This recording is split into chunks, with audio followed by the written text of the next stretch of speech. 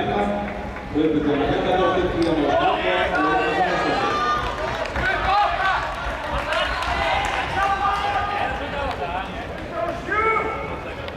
Hrafnhildur Gunnarsdóttir, einnig beðin að koma viðurkenning fyrir mestu bætingu. Guðbjörn Jóhann, Tíðan og Irma.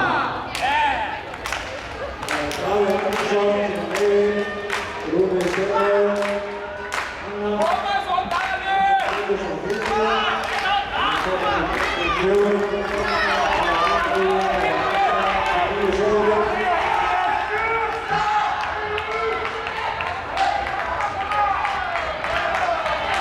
Davíð